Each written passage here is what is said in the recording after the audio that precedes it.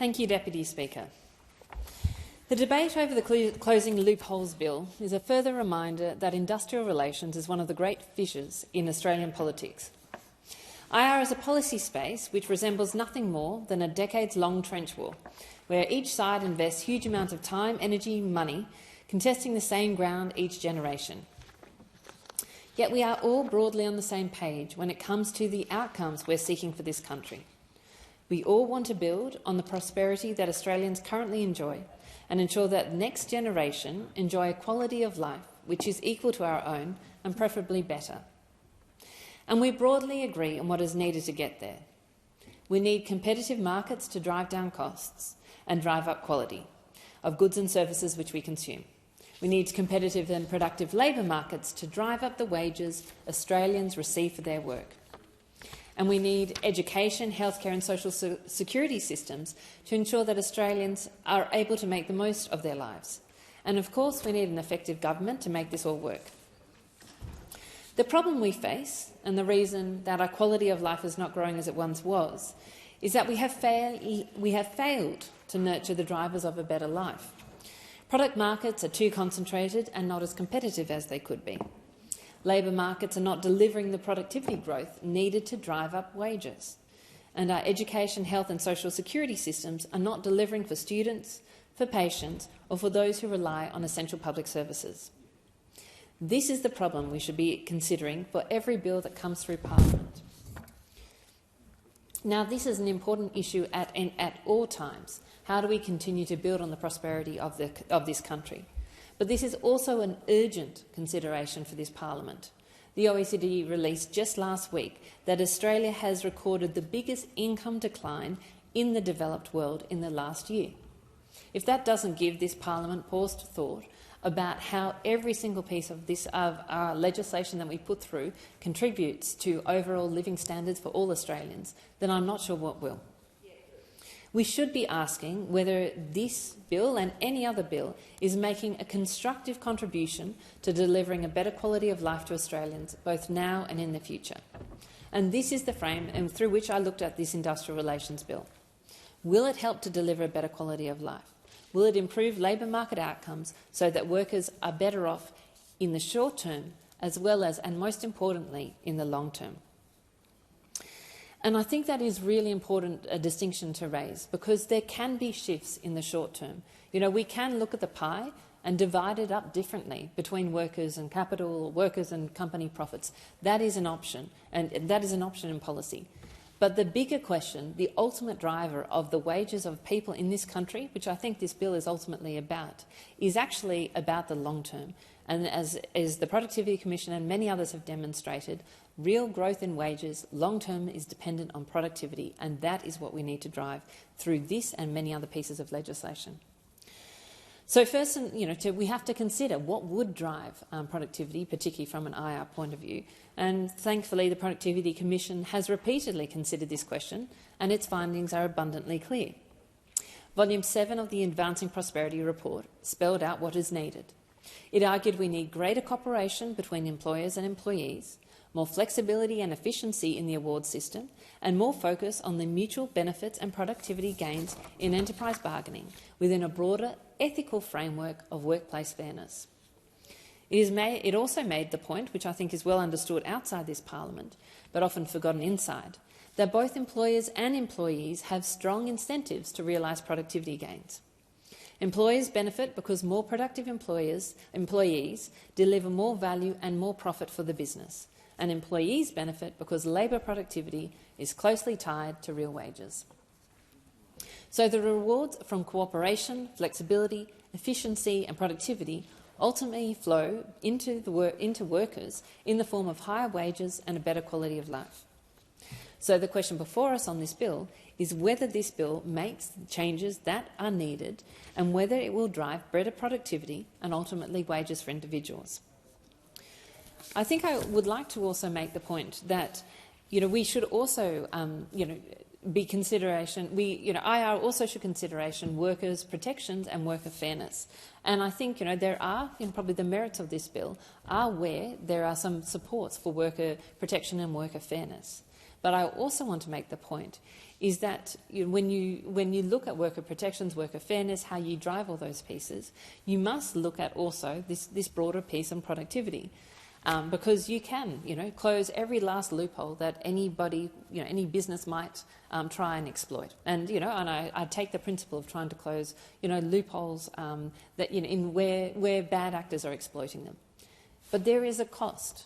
If you continue, and this country is overburdened by regulation, if you continue to burden the businesses with over or complex regulation, there is a cost on productivity, which is ultimately cost borne by workers in the form of lower wages.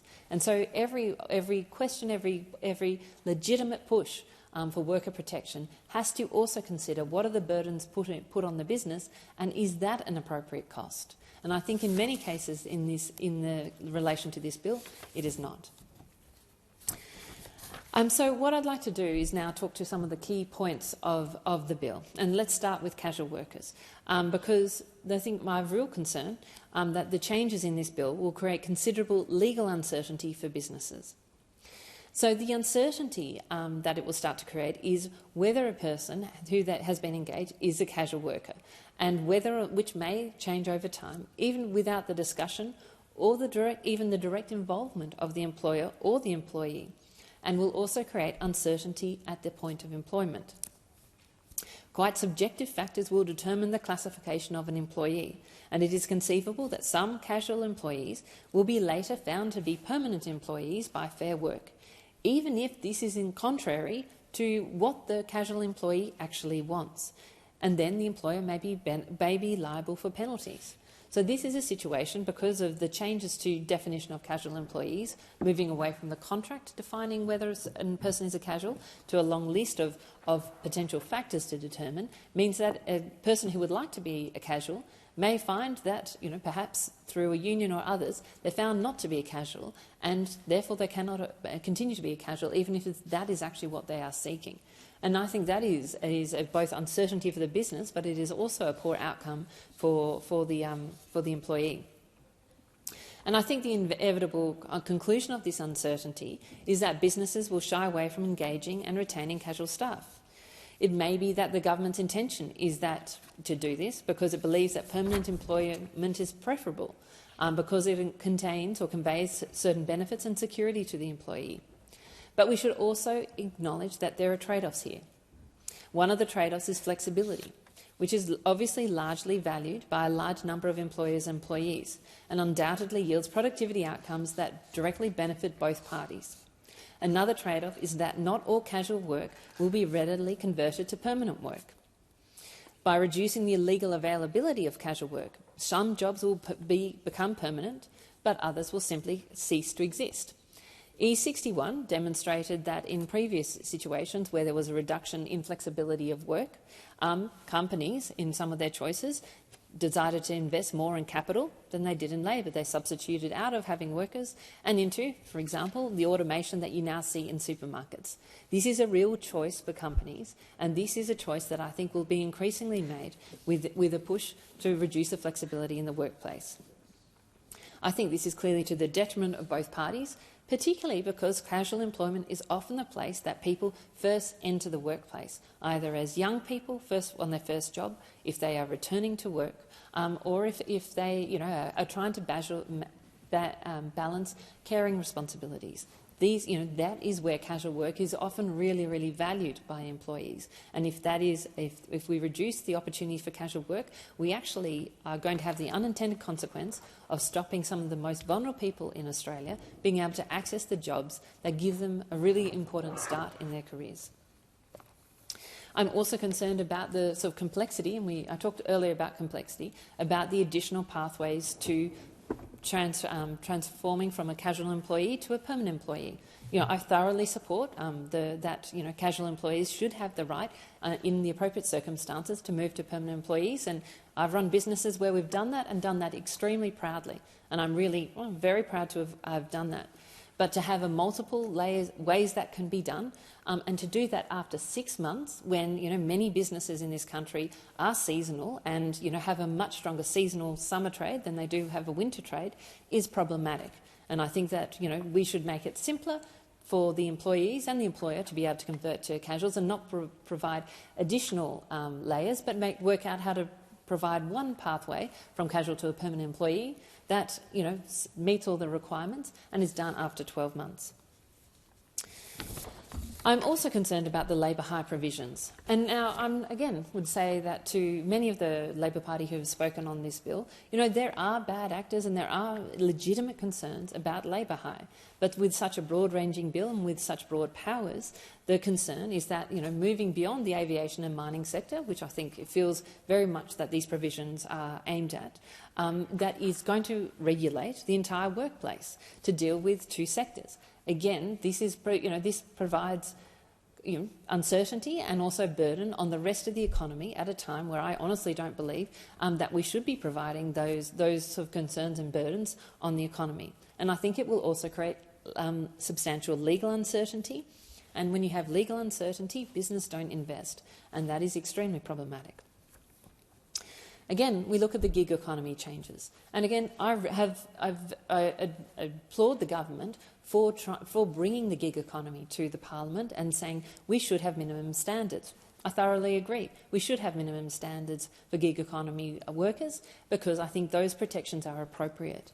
However, it is the extent of these standards and the ambiguity of these standards, which means that I think that there will be a significant loss of opportunity for gig economy workers, as well as an increasing burden on the businesses, which can have a chilling effect on these platform workers.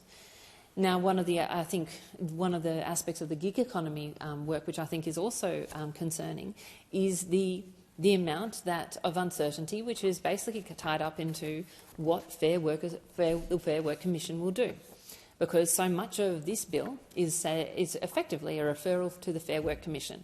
Now, I respect the Fair Work Commission, but when businesses want to start, businesses want to change and evolve.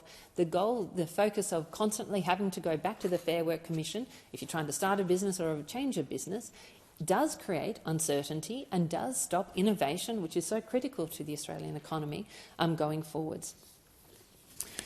Now, coming back to the gig economy work, there are a number of concerns. The Fair Work Commission may make overarching decisions that may not be tailored to the platform or to the workers that they are driven around.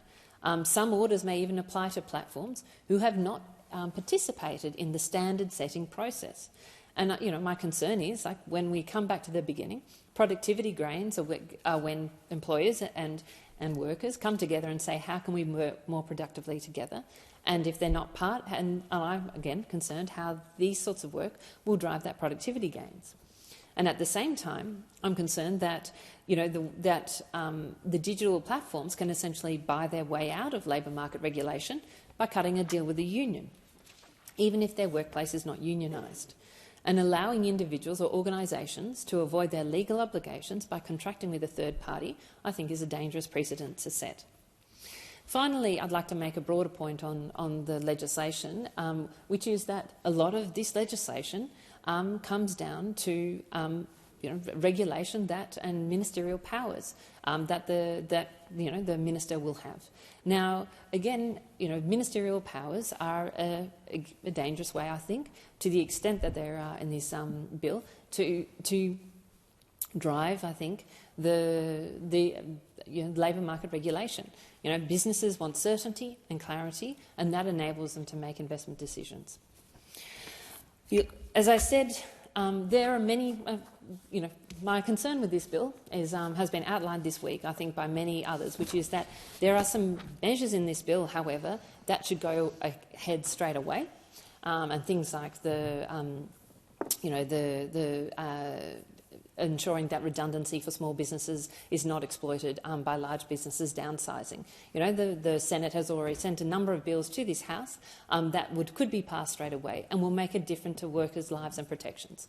And there are a number of elements of this bill that, individually taken and tailored, I think would strike the right balance between worker protections and ensuring the productivity of the economy. However, I'm afraid I think the government has gone too far into the extent to which it is trying to overregulate the market and actually prevent the flexibility that is so important to our economy.